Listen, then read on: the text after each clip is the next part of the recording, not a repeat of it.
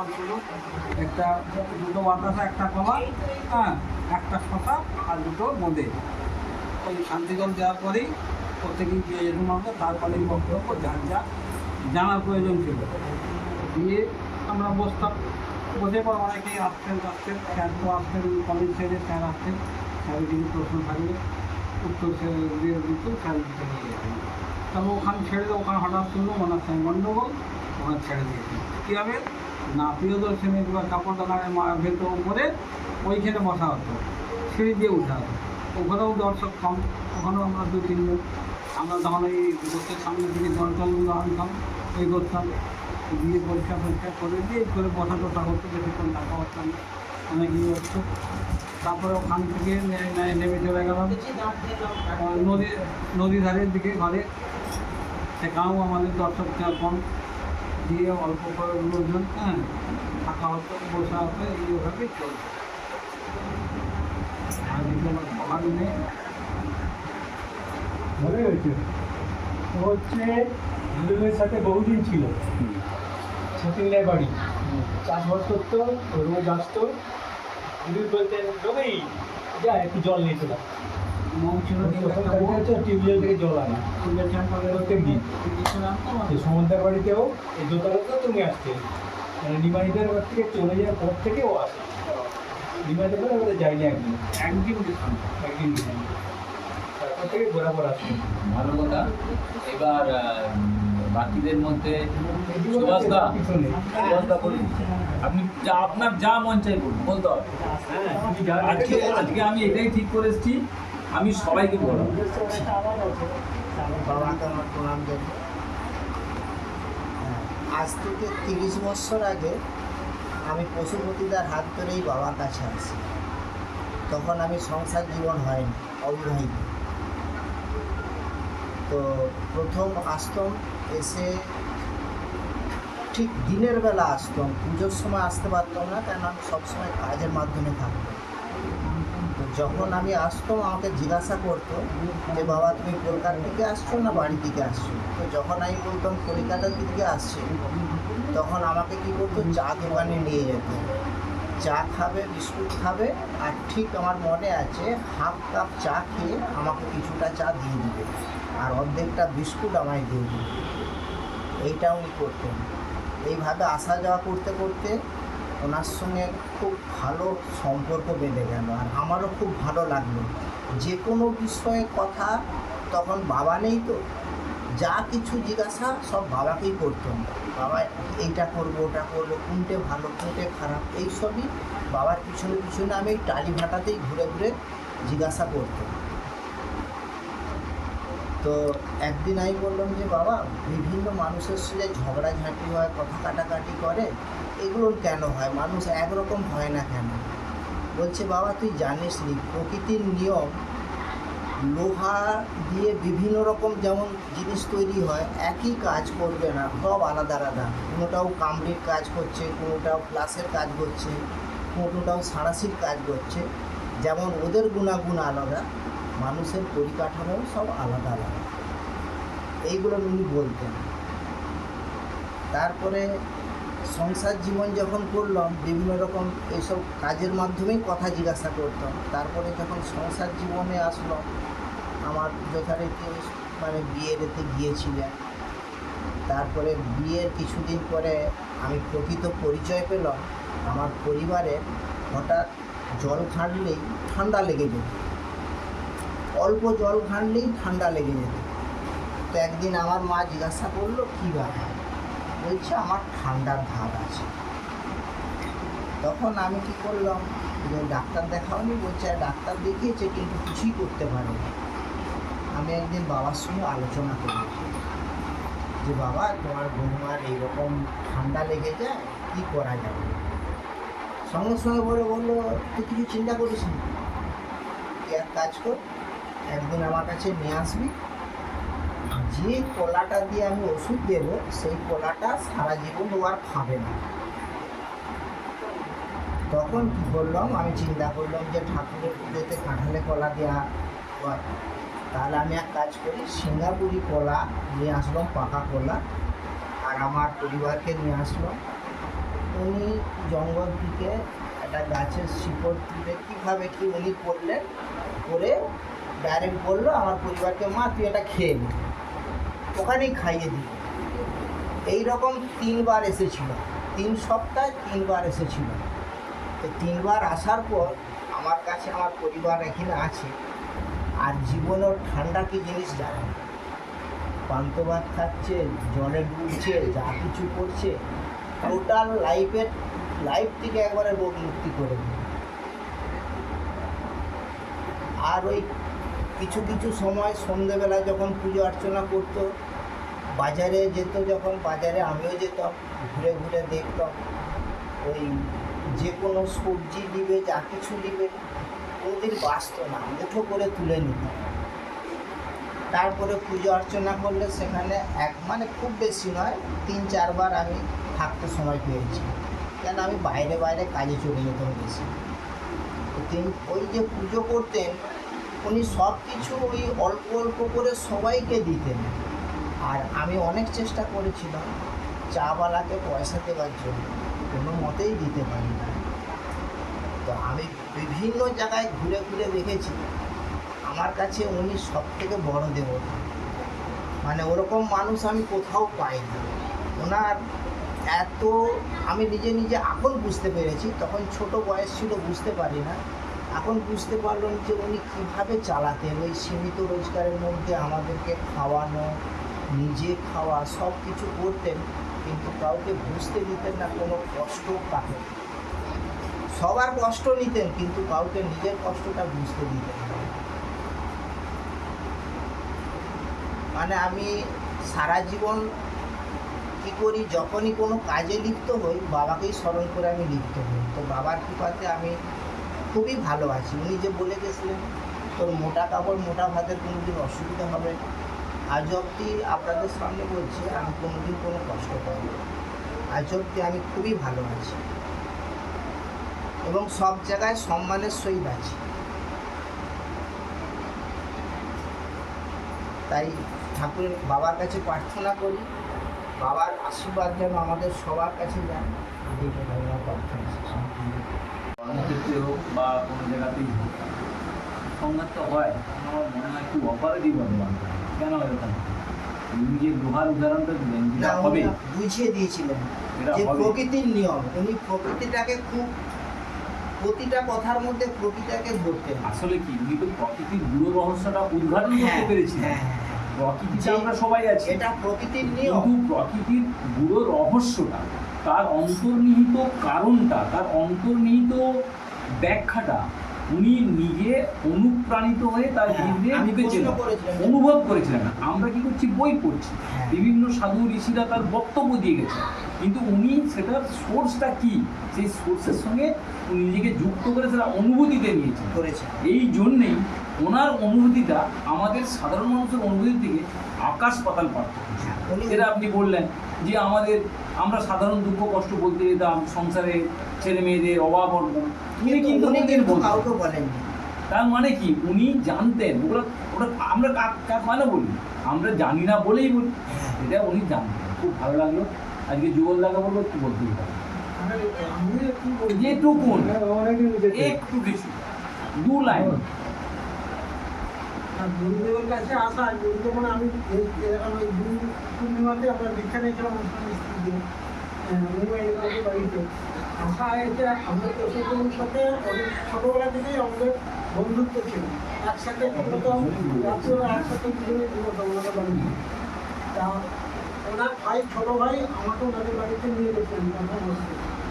তারপরে ওই থাকতে থাকতে গুরুদেবের কথা শুনলাম, ওনার মুখে শুনতাম যে যখন আমাদের গুরুদেবের লোক আছেন, ওনার সঙ্গে অনেক, ওনার কাছে অনেক ভালো ভালো কথা বলেন। এবং এগুলো তখন আরেকজন ছিল আমাদের শিবরা বাড়ি,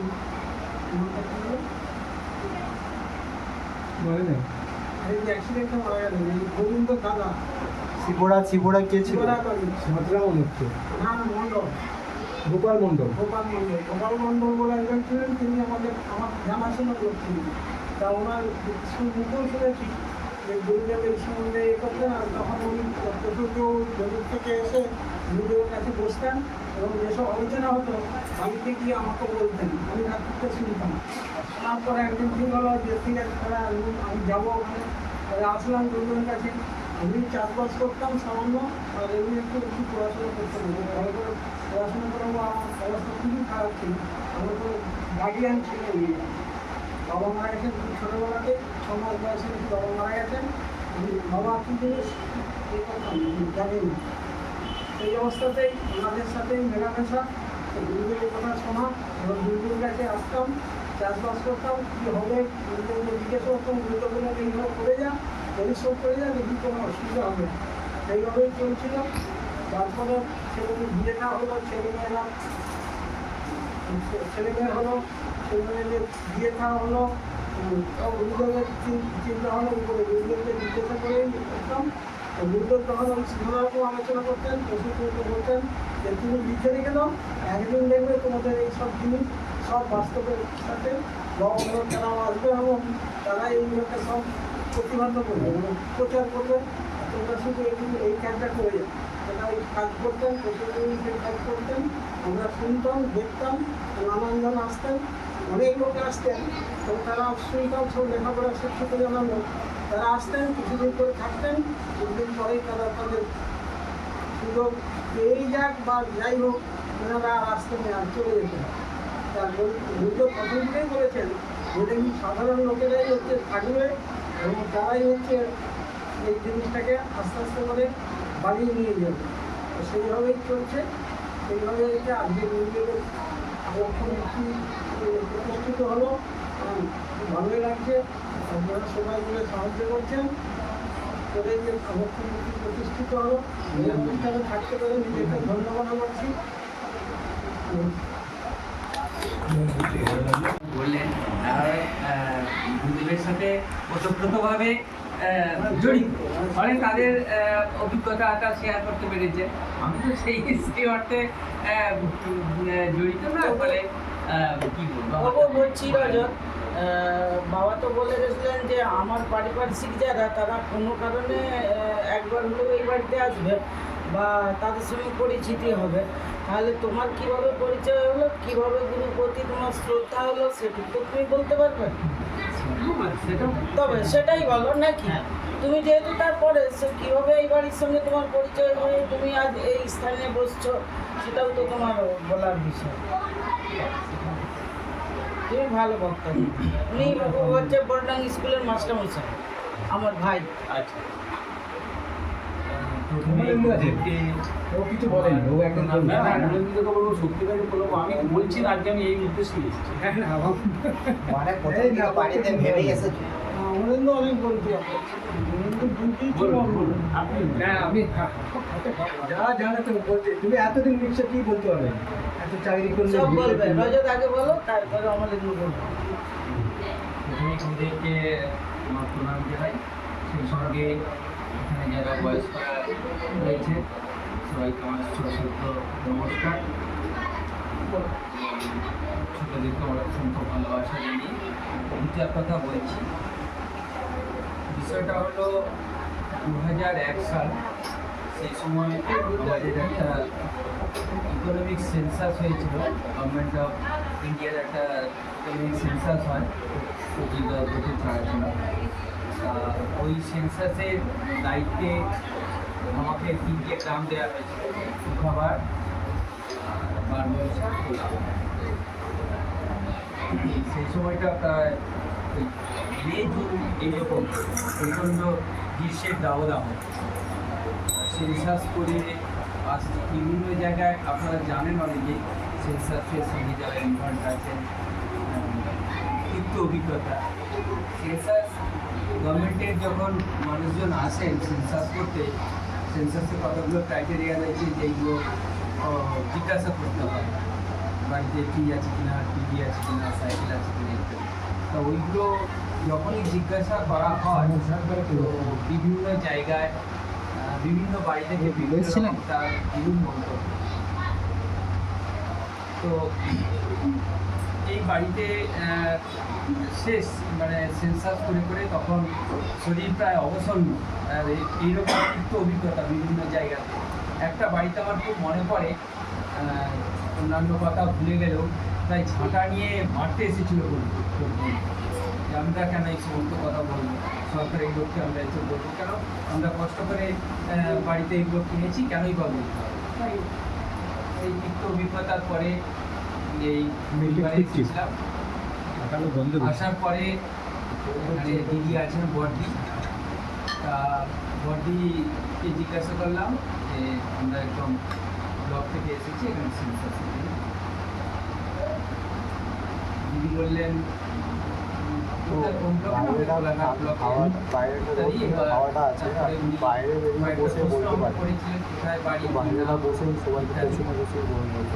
যাই হোক, ওই কথোপকথনের পরে দিদি কি জানি কি ভালো লাগলো, কিছু বললে বাইরে গিয়ে বলতে হয়, বাইরে চেয়ার আছে তো, বাইরেটা একটু হাওয়া লাগছে। আচ্ছা আপনাকে যদি আমি তুমি বসে সিঁড়িটায় বসে সবাইকে শোনা বলে দিতে পারে, নর্মাল কিছু আবার কিছু বলে না।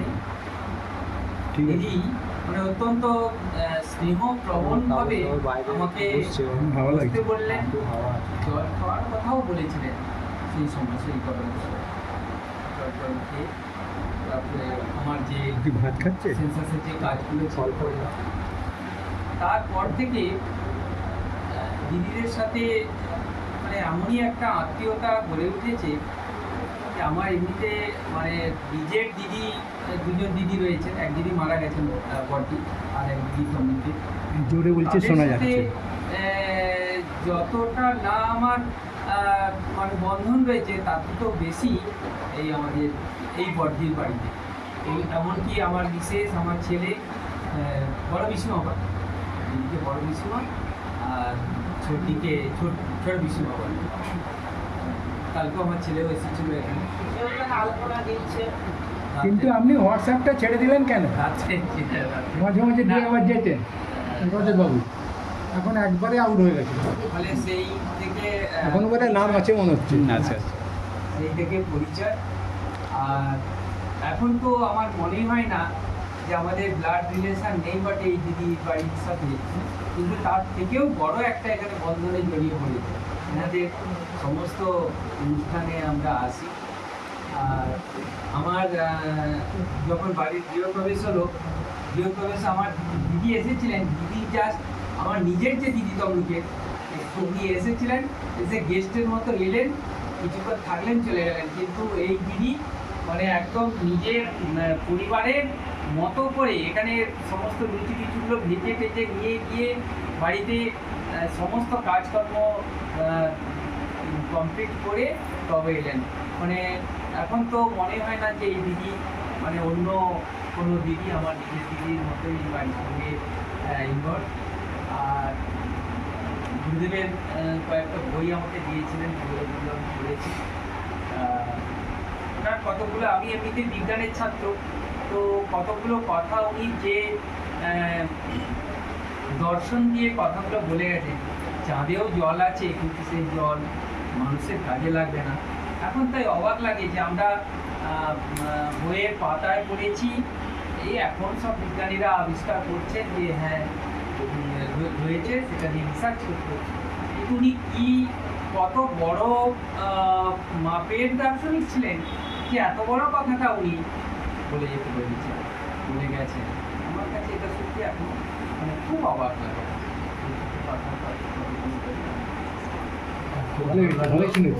আমাদের কোলের ধারে চলে যাবে। ও কোনো দিকে এ করেছে। হ্যাঁ, আমরা তো করলাম, পারিনি বলছি তো। দেখলাম। একদম একদম অনন্ত বলুন, যা যতটা আপনার নিজের মনে ওদের সম্বন্ধে আমার মুখে অনন্ত শুনে তারপরে এসেছে। হ্যাঁ, তবে আমি যুগলদার মধ্যেই শুনে এসেছিলাম, তখন আমার ছেলে হয়েছে আর কি। আমি তমলুকে নিয়ে বাড়িতে এসেছিলাম, ওই যুগলদা বললেন এরকম, আমি তাহলে আমি শোনার পর আমি বললাম ঠিক আছে, আমি তাহলে পরের দিনে যাবো। যুগলদা বোধহয় সেই দিনে বোধহয় ফিরছিলেন বাড়ি, না তার পরের দিনে গেলাম আর কি। তারপর থেকে আমি ওই আসছি, যুগলদা তো অত আসতো না, আমি সময় পেলে আসতাম, আমার তো খুব সময় হতো না।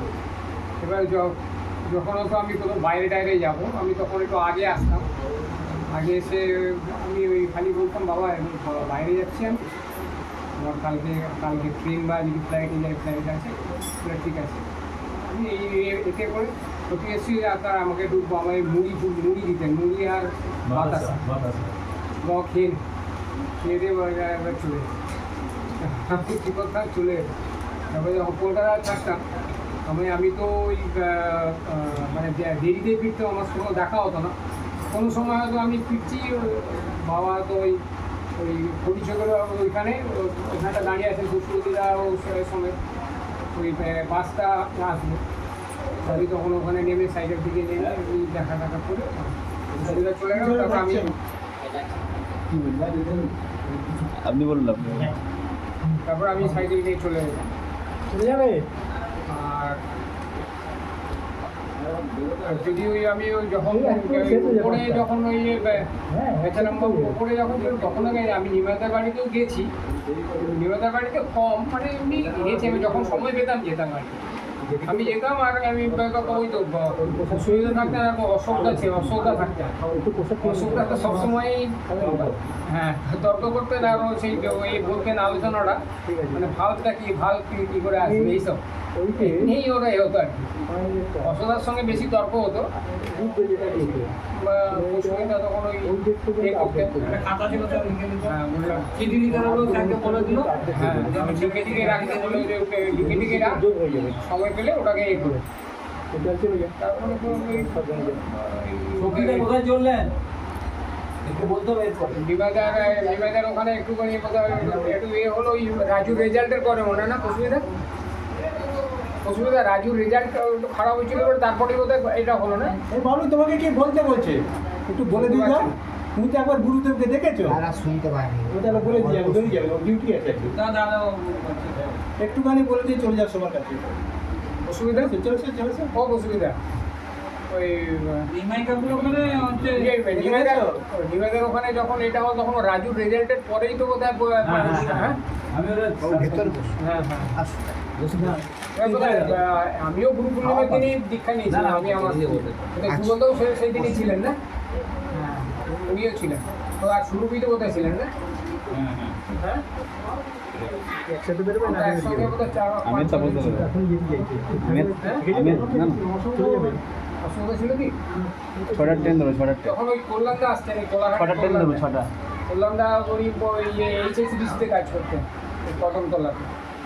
তারপরে উনিও নিমাদার বাড়িতে থাকতে আর আসা বন্ধ করে দিতেন। অশোকদা আসতেন, অশোক তারপরে যখন ওই ল পাস করে গেলেন তারপর থেকে বোধ আর আসেন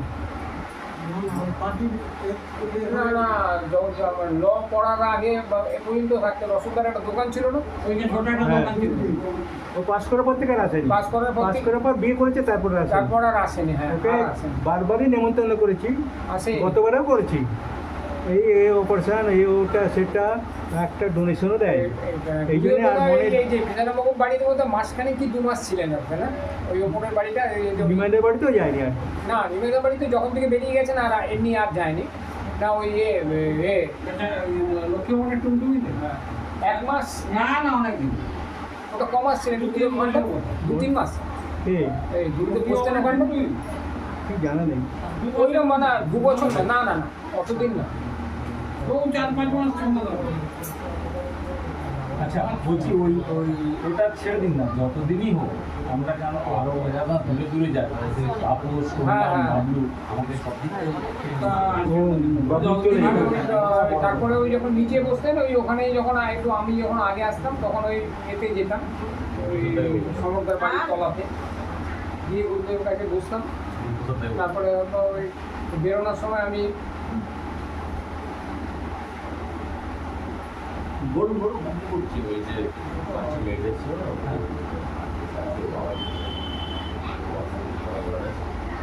ওটা তো পজিটিভ, আমরা তো সবাই মিলে ডিসিশন নিই। ওটা তো বলে দেবো চলে যাবে বলে দিন। হ্যাঁ ওটা হয়ে গেছে। সবাইকে বলে দাও কেউ যেন চলে না যায়। এই অনুষ্ঠান শেষ হলেই 5টার মধ্যে প্রসাদ দিয়ে যাবে, সব চলে যাবে। ওটা বলে দিন, অ্যামাউন্টটা বলে দিন আর মাসের কোন সময় দেবেন, কীভাবে দেবেন এইটা একদম বন্ধ না হয়। যাকে বাবলু কমলেন তুই একটু পরে বলবো, চলে যাবো বলে দিই। তুমি সামান্য ওর বাড়ি হচ্ছে গোবিন্দপুর নাকি ভুলে গেছি। আমার বাড়ি হাউস স্টেশনে নেমে যেতে হয়। ওদের বাড়ি কয়েকবার গেছি, বাবা সাধন ভাই পরিচয়টা খুবই আমাদের কলেজ থেকে পাস করেছে, ডিগ্রি পাস করেছে, এখন কলকাতায় চাকরি করছে।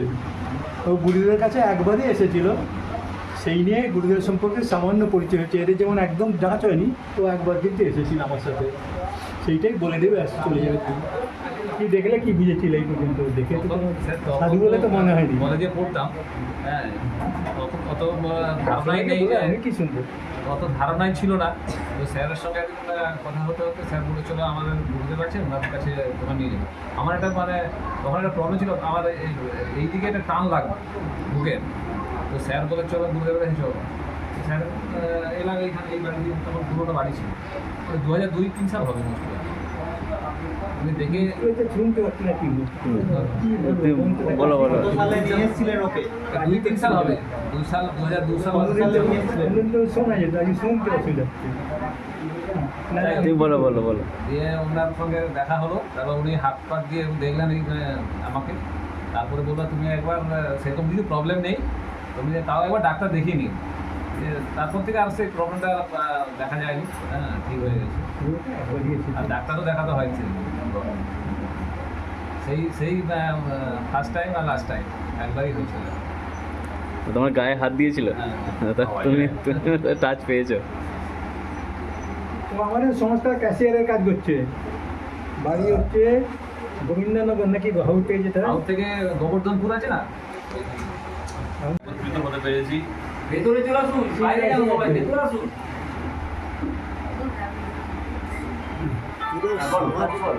রূপ চেঞ্জ হয়ে গেছে, চিনতে কি করে? তখন তোমার চেহারা ছিল আলাদা, এ ছিল আলাদা, আমার চেহারা ছিল আলাদা, মানে আমরা এই আজকে একটা পবিত্র দিনে সবাই একত্রিত হতে পেরেছি। মানে এটা মনে করি গুরুদেবের অশেষ কৃপা। আমরা একটা হোয়াটসঅ্যাপ গ্রুপ প্রথমে খুললাম, তারপর গুরুদেবের কৃপায় আমাদের মনে একটা মন্দির প্রতিষ্ঠার একটা ইচ্ছা এলো, এবং কিছু বাধা বিঘ্ন ছিল, কিন্তু আমরা কাটিয়ে উঠে একটা মন্দির করতে পেরেছি। এবং সেই মন্দিরটার আজকে মূর্তি প্রতিষ্ঠা হলো, এটা আমাদের খুবই আনন্দের একটা ঘটনা। আমরা সবাই একত্রিত হয়েছি। তবে আমাদের বাবাজিকে চেনা হচ্ছে স্যারের দৃষ্টিতে আমরা চিনেছি, আমরা তো বাবাজিকে দেখিনি কখনো। ওনার গল্প শুনেছি, গল্প শুনে ওনার বিষয়ে একটা চিত্র আমাদের মনে আমরা এঁকে নিয়েছি নিজের মতো করে। স্যারের দৃষ্টিতে চিনেছি, আমাদের ভালো লেগেছে। কলেজে আমরা যখন পড়তাম তখন স্যারের ক্লাস করতাম, ভালো লাগতো। স্যারের সাথে যখন অবসর হতো তখন আমরা গিয়ে বিভিন্ন ধর্ম বিষয়ে আলোচনা করতাম। এই করতে করতে কল্যাণও কলেজে জয়েন করলো, আমরা দুজন একসাথে হলাম, আরও বেশি জিনিসটা স্ট্রং হলো, বন্ডিংটা তৈরি হলো। তারপর ঈশ্বরের কৃপায় আমরা স্যারের কাছে দীক্ষা নিলাম। দীক্ষা নেওয়ার পরে আমাদের সাধন ভজন আমরা যতটা পেরেছি করতে চেষ্টা করেছি।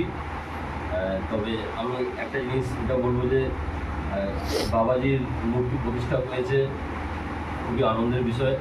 কিন্তু ওই একটা কথা আছে না যে তোমার পূজার ছলে তোমায় ভুলেই থাকি, এই জিনিসটা যেন না হয়, এটা আমার ঠিক লাগে না। এই যে ঠাকুরকে দুবেলা ধূপ ধুনো দিলাম, তারপর নিজের মতো করে আছি, লাভ ক্ষতি মান সম্মান বিষয় আসো এইসব নিয়ে পড়ে আছি, কিন্তু কোনো লাভ হয় না।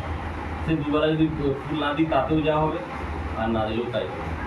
আমার এটা বলার মনে হয়েছে যেটা, যে শুধুমাত্র ফুল বেলপাতা দিলাম তারপর ছেড়ে দিলাম, এটা নয়। একটা সামগ্রিক একটা সংগঠন যদি না থাকে তাহলে কিন্তু জীবন পাল্টাবে না। মানে জীবনটা পাল্টানোর জন্য যেটা দরকার, যেমন বাবাজি যে পথগুলো দেখিয়ে গেছে, ক্রিয়া যোগ বা ভক্তি যোগ বা কর্মযোগ, ওই যোগে কিন্তু নিজেকে ডুব দিতে হবে। যতক্ষণ না আমরা ওই যোগে যুক্ত হচ্ছি ততক্ষণ যতই ফুল বেলপাতা দিয়ে, যতই পূজা আর্চা আচার এসব কোনো এগুলো গৌণ। মুখ্য হচ্ছে বাবাজি যে পথটা বা পথগুলো দেখিয়ে গেছেন, সেই পথে হাঁটতে হবে। আমরা কি মানে বুকে হাত দিয়ে বলতে পারি যে আমরা কিছু স্পিরিচুয়াল অ্যাক্টিভিটি করি? কিছুই করি না, ইভেন চেষ্টাটাও করি। স্পিরিচুয়াল অ্যাক্টিভিটি আমাদের করতে হবে, কিছু আধ্যাত্মিক সাধনা আমাদের রোজ করতে হবে, অনেস্টলি করতে হবে। ওই পুজোয় বসলাম, দুটো ধূপ ধুনো দিলাম, এরকম ভক্তির কোনো মূল্য নেই, এইভাবে এগানো যায় না। এইটুকুই বলছি। স্যার আছেন, স্যার একটু বলবেন। মোবাইলটা তাপসকে দাও। ওনার জীবনের একটা কি বলবো, একটা মৌলিক পার্থক্য, উনি প্রকৃতিকে বুঝেছিলেন আপন হৃদয় দিয়ে, বই পড়ে নয় বা কারো কথা শুনে নয়। যে কারণে আমরা যেটা করি, হ্যাঁ বাবা টাকা পয়সার কী দাম, আর ঢ্যাঁড়স কিনতে গিয়ে 2 টাকা কম বেশি হলে ঝগড়াঝাটা করছে। আর উনি বুড়ো ঢ্যাঁড়সটা নিয়ে এসে বলতেন আর বাবা কী হয়েছে। তার মানে তাপস যেটা বলতে গেছিলো, মানে বলছে ফুল দুলপা বেলপাতা তার গৌণ, কিন্তু অনুভূতিটা আমার ভেতরে কি আছে সেটা যতক্ষণ না জায়গাতে পাচ্ছি ওইগুলোর কোনো মূল্য নেই, ওটা সেকেন্ডারি।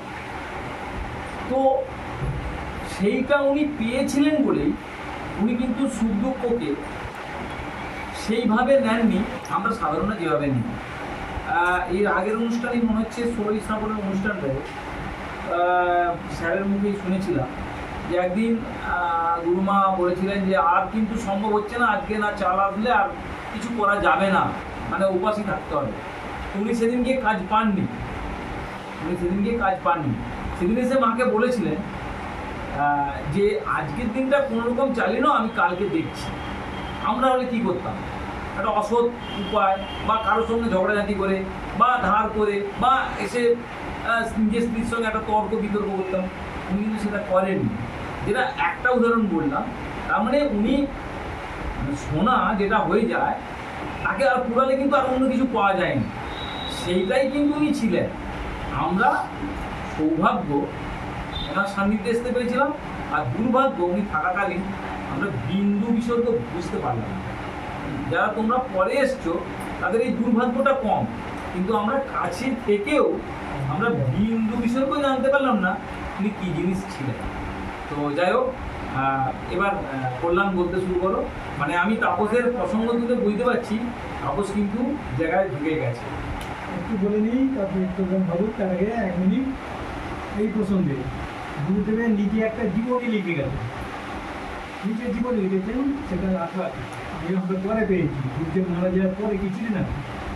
তাতে লেখা আছে 3 দিন কাজ নেই, আমার ঘরে রান্নার কিছু নেই। বললাম বলমাত্র বলতে না, তাকে বললাম একটু মন করছে না ভাষাটা, বললাম আজকে যে কোনোভাবে তুমি চালিয়ে নাও, কালকে আমি দেখছি কী করে।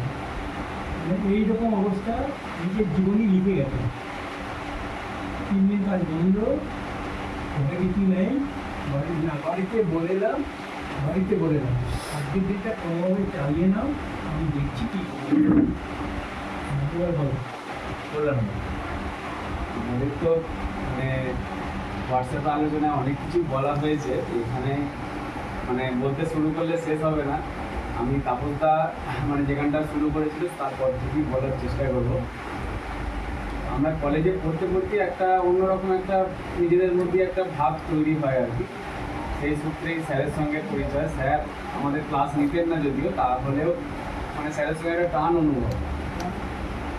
যাই হোক, তার আগের ইতিহাসেও যে মিশনে ভর্তি হওয়াটাও মানে একটা আকস্মিকভাবে হয়েছিল, মানে সেটা আজকের এই দিনটাকে প্রমাণ করে আর কি। সেই আগে হয়তো ভাবতাম যেগুলো কেন হলো, তাপসদার সঙ্গে পরিচয়, স্যারের সঙ্গে পরিচয়, সেই ব্যাপারগুলো মানে হিসেবটা মিলেছিল যেদিনকে আমরা দীক্ষা নেওয়ার জন্য অনেক জায়গায় ঘুরেছিলাম। আমরা মিশনে যেহেতু বেলুড়ে পড়তাম, বেলুড় মঠকে তো ভালোভাবে জেনেছিলাম, তার সঙ্গে আধ্যাত্মিক তাপসদার সঙ্গে অনেক জায়গায় ঘুরেছি, দক্ষিণেশ্বর থেকে শুরু করে এখানে মোটামুটি এই আধ্যাত্মিক প্রতিষ্ঠান যেগুলো আছে। যাই হোক, তাপসদার আমি দুজনে মিলেই ভাবি যে কী করা যায়, দীক্ষা কোথা থেকে নেওয়া যায়। বলে আমাদের গুরুদেব কী বলি যে আপনি দীক্ষা দেওয়ার জন্য আমাদের কাউকে উপযুক্ত কাউকে করুন, বেছে দিন। যে উনি বললেন, তখনই জানতে পারলাম বাবাজির কথা। উনি বললেন দেখো আমার তো গুরুদেব জীবিত নেই, থাকলে তো আমার কোনো চিন্তাই থাকতো না, কিন্তু ওনাকে দেখে আর ওনার মতো তো আমি কাউকে না পেয়ে তোমাদেরকে বলতে পারছি না।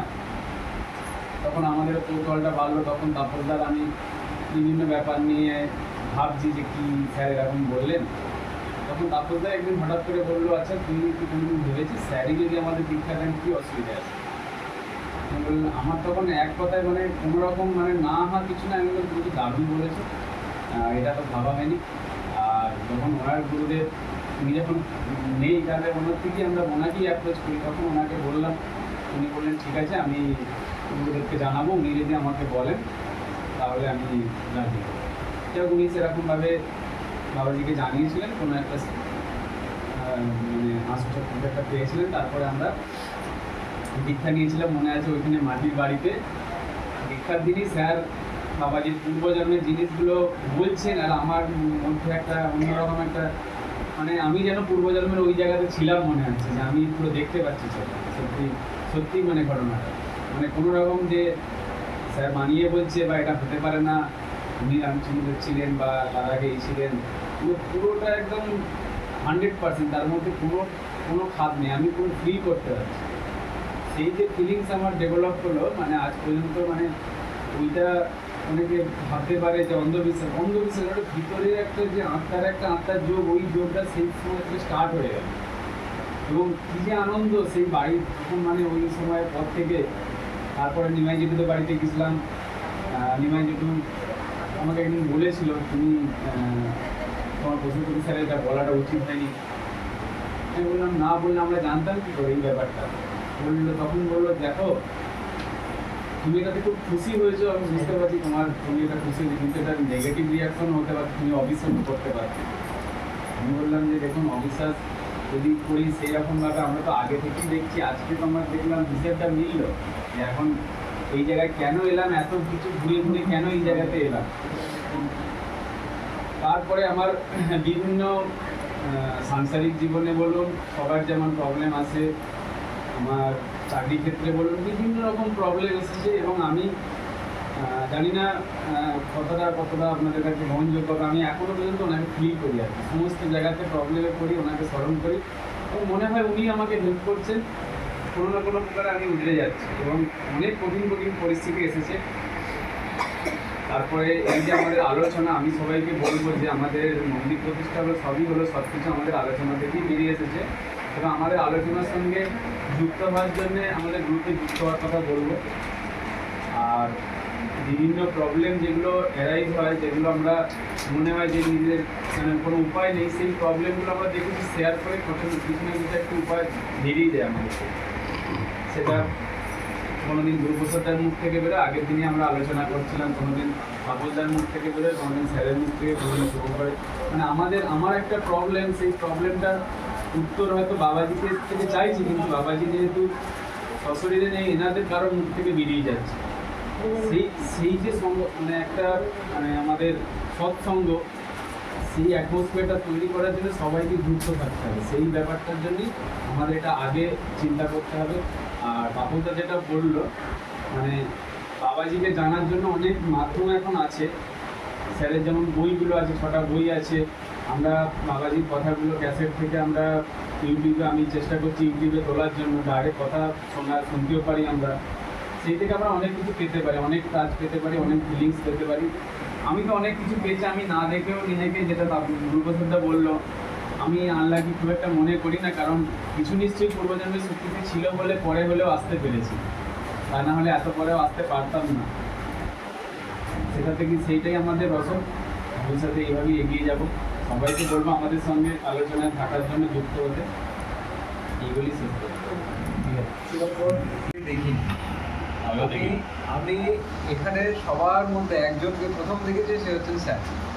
তো কি করে আলাপ, কি করে পরিচয়, ওই যোগাযোগ একটা মস্ত বড় জিনিস। আমাদের পূর্বজন্মের স্বীকৃতি ফল, আমাদের পূর্বজন্মের যা যোগাযোগ, তা আমাদের মানে পরের জন্মগুলোতে সেগুলো হয়ে যেতে থাকে, আমরা নিজেরাও সেটা জানতে পারি না কখন কীভাবে হবে। তো সেইবার আমি শ্রীবরাতে আমি গুরুদেব জ্ঞানদানন্দজির কাছে দীক্ষা নিয়েছি এবং আমার ইচ্ছে ছিল যে আরেকটুখানি সময় কাটাবো। তো উনি কুকুরদাদের সভা করেছিলেন আমার বাড়ির পাশে। তো সেখান থেকে সভা করে উনি চলে গেছেন। কোথায় আছেন না শ্রীবরা, যে যাবো শ্রীবরা, জোর করে চলে গেছি। গিয়ে সেখানে আমি সভা শুনলাম, একটা গান গাইছিলাম, হরিদিন তো গেল, সন্ধ্যা হলো। সেই গান শোনার পর স্যার এসে আমার সঙ্গে বললেন, তোমার বাড়ি কোথায়? আমি বললাম ত্রিপুরা। তুমি কী করো? আমি বললাম আমি এরকম ইঞ্জিনিয়ারিং করবো ভাবছি। বলছে, আমি জিজ্ঞেস করছি স্যার আপনি কী করেন? তখন বলছে আমি বেলুড়ের টিচার। আর তখন আমার কাছে বেলুড় মানে স্বপ্ন। বেলুড়, আচ্ছা তাহলে স্যার দক্ষিণেশ্বর তো কাছাকাছি। বলছে হ্যাঁ, নদী বেলুড়ে দক্ষিণেশ্বর। স্যার জানেন আমি কোনোদিনও যাইনি। তখন আমি অনেক বছর বয়স, কিন্তু তবু তখন অবধি যাইনি। সেই স্যারের সঙ্গে প্রথম যোগাযোগ হলো, এবং সেই যোগাযোগ হতে হতে হতে হতে কী হতো, আমি মাঝে মাঝেই স্যারের কাছে চলে যেতাম। কী করতাম, কোনো কাজ থাকতো না আমার, আমি বাড়ি থেকে ট্রেন ধরতাম, সোজা চলে যেতাম বেলুড়। বেলুড় থেকে স্যারের সঙ্গে ফেরার জন্য আমি আসতাম। তারপরে আস্তে আস্তে চাকরি জীবন শুরু হলো। আমি স্যারের জন্য অপেক্ষা করতাম, স্যারের সঙ্গে একসঙ্গে বাড়ি ফিরতাম, গল্প করতাম। সেই গল্প ফিরতে ফিরতে আর কি একদিন স্যার আমাকে একটা প্রশ্ন জিজ্ঞেস করেছিলেন যে গুরু কী? তো আমার তখন যা মনে হয়েছিল সেটাই বলেছিলাম যে গুরু আসলে কিছুই না। গুরু হচ্ছে, যদি একটা বিরাট বড় সমুদ্র থেকে থাকে, সেটা হচ্ছে ভব সমুদ্র, তার মধ্যে যদি নৌকা থেকে থাকে পারাপারের জন্য কাউকে চাই, সে হচ্ছে মাঝি। সেই মাঝি হচ্ছে গুরুদেব। আমি যদি পাড়ে এসে বসে থাকি, আমার মধ্যে যদি ভক্তি থাকে, তবেই আমি পাড়ে আসতে পারবো। বাকি কাজটা গুরুকে উদ্ধার করে দেবেন। আর ঈশ্বর কি? গুরুর সঙ্গে ঈশ্বরের একটাই পার্থক্য, ঈশ্বর গুরুর মধ্যে অবশ্যই আছেন, কিন্তু গুরু হচ্ছেন মাঝি। গুরু আমাদেরকে নিয়ে যান, পার করে দেন, ঈশ্বরের কাছে পৌঁছে দেন, এবং সেটা করার জন্য যা কিছু করণীয় সেটাও তিনি বলে দেন। এইখানেই সদ্গুরুকে চেনার জন্য এত কিছু, বা এমনি গুরুকে চেনার জন্য এত কিছু, এই ব্যাপারগুলো আমরা আলোচনা করে থাকি। তো আজকে আমি এই গুরু সান্নিধ্যে এসে এই যে ক্রিয়ার ব্যাপারে জানতে পারি ইত্যাদি ইত্যাদি, এবং উনি যেভাবে সিদ্ধি লাভ করেছেন সেই ব্যাপারটাও কিন্তু খুবই গুরুত্বপূর্ণ। এটা আমাদেরকে ফলো করতে হবে। এগুলো যদি আমরা ফলো না করি তাহলে কিন্তু উনি আমাদেরকে পার করতে পারবেন না। আমরা যদি কর্ম করি তখন কিন্তু ওনার আশীর্বাদ আমাদের মস্তকে পড়বে, এবং তখনই তিনি আমাদেরকে পার করবেন। আর সত্যি কথা বলতে অনেকদিন মাঝখানে যোগাযোগ ছিন্ন হয়ে গেছিলো, কিন্তু তিনি চাইলে সব হয়। মাঝখান থেকে আবার দেখলাম ঠিক সেই জায়গাটা চলে এলো। আজকে এত কিছুর পরেও এখানে এসেছি, আজকে এত সুন্দর একটা দিনে, হ্যাঁ, গুরুদেবের মূর্তি প্রতিষ্ঠা হলো, এবং মূর্তিটা সত্যি কথা বলতে এত প্রাণবন্ত হয়েছে যে গুরুদেবকে আমি ছবিতে যেরকম দেখেছি, আর সেই নিমাইদার বাড়িতে যেরকম দেখেছি, মানে আমার এখানে তো তার থেকে ভালো লাগছে, তার থেকেও বেশি ভালো লাগছে। গুরুদেবের মূর্তি সত্যি প্রচুর প্রাণবন্ত এবং খুব সুন্দর হয়েছে। তো এটা সত্যি কথা বলতে খুব দরকার ছিল। এই আর কি, আমি আর বেশি কিছু বলতে পারবো না, কেননা আমি তো দেখিনি। কিন্তু হ্যাঁ, গুরুর সান্নিধ্যে থাকি, এবং তাকে ঘিরে আমরা যে সমস্ত আলোচনা করি তার ছত্রছায়া থেকে, তাতে করে শান্তি হয়। ঠিকই বলেছে, মুভমেন্টটা খুব ভালো এনেছে, যেভাবে বুঝতে।